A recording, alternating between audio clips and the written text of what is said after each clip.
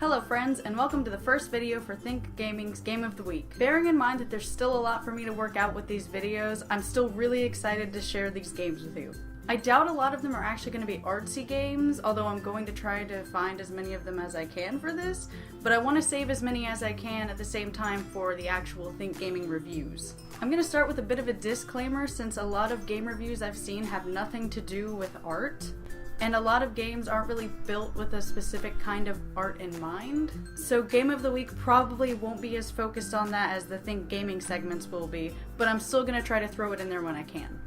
With that being said, let me tell you about Scriptwelder's 400 Years.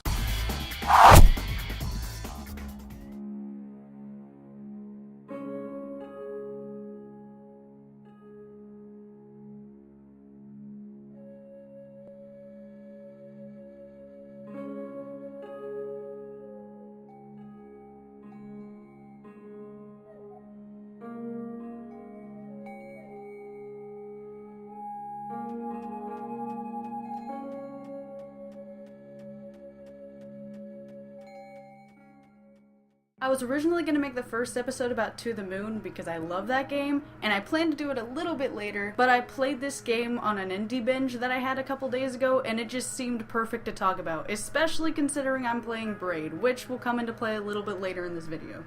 Not only does this game have an interesting idea surrounding it, but its mechanics and game time work incredibly well with it. You're playing as what I assume is a stone deity that is aware of some catastrophe that'll happen in 400 years. With this knowledge you set forth, and guess what? Use time as a tool to advance on your journey. I figured that seemed to pair perfectly with my current Braid playthrough and future ThinkGaming segment as well. However, in Braid you're using the time mechanic to reverse your actions and use the knowledge from your mistakes to move forward. In 400 years, you're moving time forward in order to manipulate nature and take advantage of humanity's progress to get where you need to be. Also, look at these people. When you think about the fact you're this huge stone deity just tromping along every decade or so and these people are just having a normal day until you show up, it's just wonderful.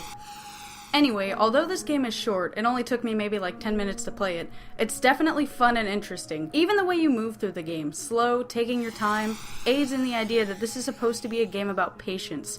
I mean, you literally have to wait a few decades in order to watch some humans build a bridge.